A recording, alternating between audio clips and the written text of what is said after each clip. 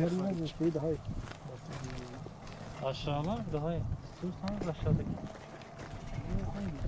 Aynen.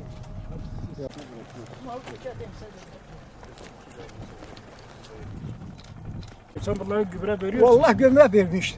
Ne gübresi? Vallahi ezethane almışım. He? Ezethane. Sen hiç toprak tahlili yaptın mı? Vallahi bu toprak burası gübre Toprak burası. tahlili hiç yapmadım. Hepsi Hiç yapmamışsın. attım. Şimdi bak sen toprağını önce tahlil yapacaksın tahlil. Evet. Bu tahlile göre gübre vermen lazım. Zaten senin ağaçların zayıftır. Kaç yaşındadır bunlar? Vallahi bu 20 sene bir de var. 20 sene bu aslında bak, normal 4 yıllık bir Yağmur, ağaç gibi. yağmur gelmemiş. Bak hepsi kırmıştır. Yenmiştir. Ağaçlar kuruyor. Ağaçlar kuruyor bir de verimi düşük. Bu verimi zayıflıktandır. Bu toprağı iyi beslemen Ben lazım. ne da herın. He. Bunu gel Bırak şuraya sen. da gel. Hepsi bizimdir. Ya bak budama da daha yapmamışsın. Biliyorum. Budama biraz daha havalar Tamam. ısınsın öyle yapın. Şimdi havalar geceleri soğuk olduğu için iyi değil. Biz daha kışa girmeden yaptık. Ama şimdi bunlar yapılmamış. Bu ya sonbaharın yapman lazım ya da Şubat'ın ortalarına Biz doğru sonbahara yapman lazım. girdiği gibi ağaçlar yaprağı dökerken Ağaçlar yaptık. yapraklarını döktükten sonra. Biz yaptık, dedem yapmadı aslında. Bu eski Ve usul acaba gidiyor. bunların budaması yapılmamış bir. Sen Evet. bunların budamasını bak yaparken de yalıyor. Bak burada kesmişsin. Bunu Evet. dipten kesmen lazım. Dipten. Böyle tırnağa bıraktığın zaman bak bu kurumuş böyle bu ağacı da Hastalık kurutacak. yapıyor. Anladın? Bak şimdi bunları bu kurumuş olanları tam dibinden kesmen lazım. Bakıyorum burada hepsine tırnak bırakmışsın. Bu normal taban gübresi hacı. Böyle. Aralığın sonunda ocakta vermen lazım. Evet. Ocakta o camın çeşit isimler altında gübreler var. Onlara taban Vallahi gübresi diyor. bir Taban torba gübresi. gübre, iki torba gübre döktüm. İki torba yetmez. Şimdi bu ağaçta her birine 1 kilo yakın vermen lazım. Allah yarım kilo vermiştim. Vallahi bu kadar. Ama nereye vereceksin bak. Nereye verdin? Şu dibe verdin. Yok ama bir tarafta. Ha, şimdi bak taban gübresini şu ağaç iz düşümüne vereceksin. Şuraya vereceksin. Şöyle Ama bu bu etrafına böyle yuvarlak çizeceksin. 25 santim kazacaksın öyle Tamam abi vereceksin. kadar öyle bir O kadar.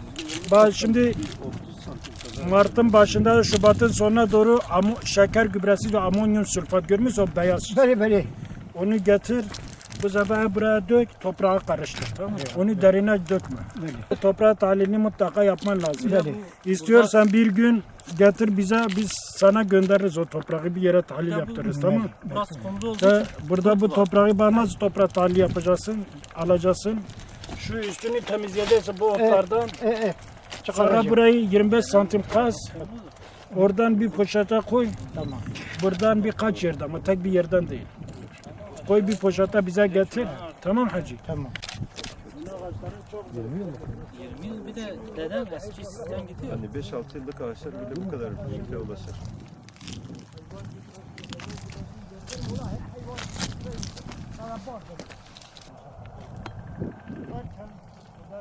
Olduğu zaman bak bu buna sürtündüğü için bak burada zarar veriyor. Görüyorsun. Vallahi zarar vermiş. He.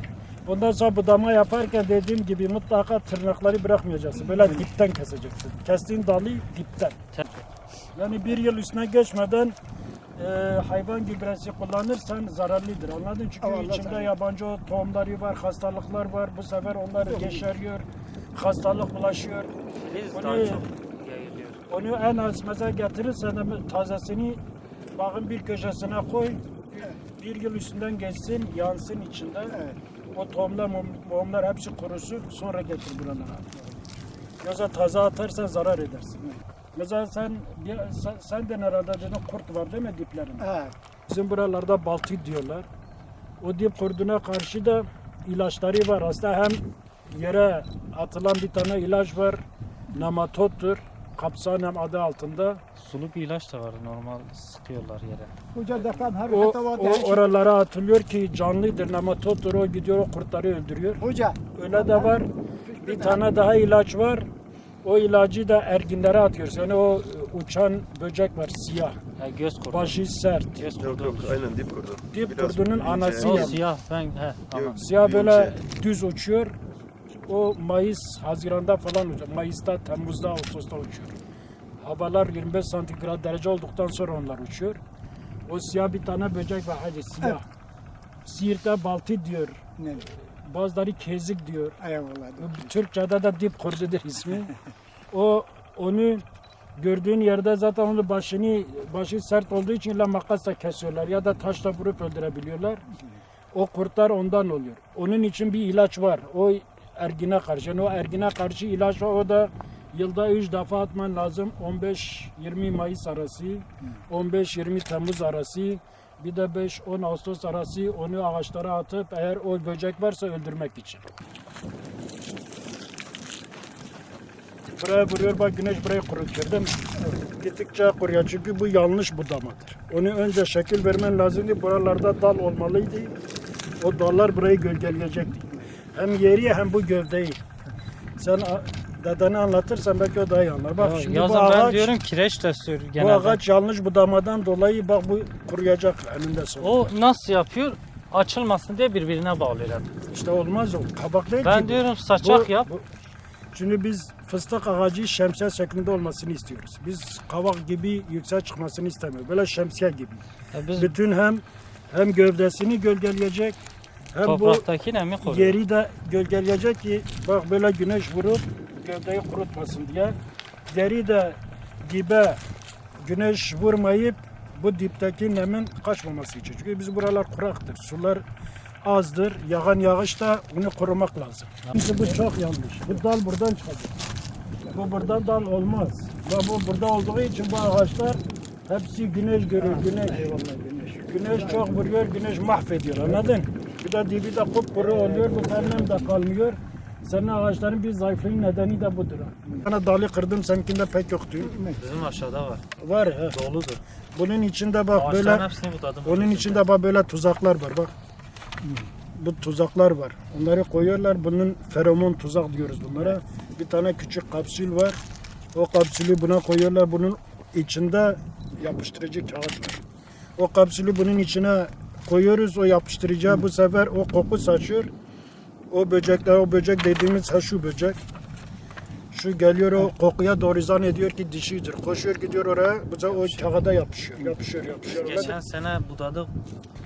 O karagöz kurdu var. Karagöz kurdu sadece şu gözleri var ya, şu gözleri. Giriyor. Gözlerin içine giriyor, kör ediyor. Anladın? Onun için biz diyoruz ilerliyor. karagöz kurdu. Bu buraya giriyor, en fazla 2 santime gidebiliyor. Anladın? Ama bu ise bu dediğimiz buradan giriyor. Bu seneki ta en sonuna kadar gidiyor. Bulama yok. 20 kilo var fıstık. Bir sene. Gübreleme yapıyor musunuz? Kamyonlarla yapıyor hayvan musunuz? gübresi. Anladın? Hangi dönemde? Bol hayvancılık geldiğin zaman bakacaksın mesela sen bile bakman lazım. Hayvan gübresi. Fıstıkçılık Tarım İl Müdürlüğü Fıstıkçı Biriminde Ziraat Mühendisi Süleyman. Evet. Hocam bana burada Amca bundan 2-3 gün önce bizim birimimize geldi. Bizzat bizi ziyaret ederek geldi, sorunlarını anlattı. Bağında sorunlar olduğunu, fıstık bağında iyi verim alamadığını, bazı ağaçların kuruduğunu, ağaçların zayıf olduğunu geldi bize anlattı. Biz de gerekli işlemleri yaptıktan sonra gördüğünüz gibi bugün buraya geldik. Yerinde bahçesini izlemeye geldik. Ne sorunları var onu yerinde gözlemleyerek baktık ve sizin de gördüğünüz gibi bir sürü yanlışlıkları var. Budama yanlışlığı var.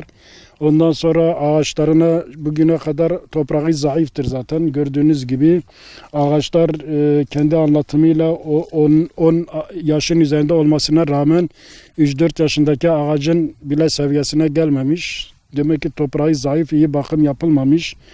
Budaması çok kötü, gördüğünüz gibi kavak gibi budamış, yüksekten dallandırmış. Halbuki bizim istediğimiz bu fıstık ağaçlarının en fazla 40-50 santimetre boydan dallandırılması lazım ve bunlara şemsiye şekli verilmesi lazım. En başta bunlar şekil budaması çok yanlış yapılmış. Ağaçlar yüksekten dallandırıldığı için sizin de gözlemlendiğiniz gibi güneşten bile gövdeleri etkilenmiş ve kurumaya yüz tutmuş. Bir de yazın mutlaka bu topraktaki az olan nemi bile güneş ışınları nedeniyle gölge olmadığı için o nem de uçup gitmekte. Bu sefer ağaçlar böylece susuz kalıp susuz kalan ağaçlar da toprakta yeteri besin alamadıkları için zayıf kalmış Bu budamanın doğru bir şekilde yapılması, geriye dönüşü zaten biraz zordur ama en azından bundan sonra kuru muru dallarını keserken bunlara tırnak bırakılmaması, dipten kesilmesi, kesilen dalların. Gördüğünüz gibi ondan sonra hastalık zararlarla ilgili bazı önerilerde bulunduk. Kendisinin anlatımıyla burada dip kurdunun olduğu, bu dip kurduna karşı yapılacak ilaçlamalar, yapılacak önlemler, ağaçların daha güçlü tutulması için yapılacak gübreleme konusunda kendisine bilgiler verdik. Budamayla, beslemeyle ilgili, gübrelemeyle ilgili kendisine çeşitli bilgiler vermeye çalıştık. İnşallah bundan sonra daha iyi bir bakım yapacaktır bağımız. Kış sezonu biliyorsunuz bitkiler için ölü sezonudur. Özellikle fıstıklar kışın herhangi bir sorunları olmadığı için kışın müracaatlar az olmaktadır. Ama yine de bizim ortalama günlük 4-5 civarında vatandaş ya telefonla ya da bizzat kendisi gelerek bize müracaatlarda bulunmaktadır. Müracaat eden vatandaşlara bizzat ya yerinde bilgiler vermekteyiz ya da gidip bağında izlediğiniz gibi yerinde gözlemleyerek kendilerine bilgiler vermekteyiz. Toplam şu ana kadar yani ortalama biz tam net söyleyemeyiz ama 550'nin üzerinde bir çiftçi başvurusu olmuştur bize. از gübre tafış mi? Az dabane ye hayvanlara tafış mi? Kodem ma par baye 200 milyoni ilaç avet ki ye terhantine ma avet ki ye hafka bikşe disa ma avet ki baye 200 ilaç ma avet ki nahn nekir. İsal de turbe gübre anine payız gübresi. Payız gübresi milli raşand ki نحن كي هما أبكيس كها هش كيش بني وهش كدبن أزواد بن بيجا از مصرف اللي دكم بردويا أخا تو براقيوي ناتوزيا از ده مصرف اللي دكم شو ما ودي باكر يا وام دوري رازين ما از مصرف اللي دكم نحن كي إيصال 20 كيلو فستق جمر رجيهات كيا أو جيب دبحني وبيوتشبون مصرف أخو درنايخي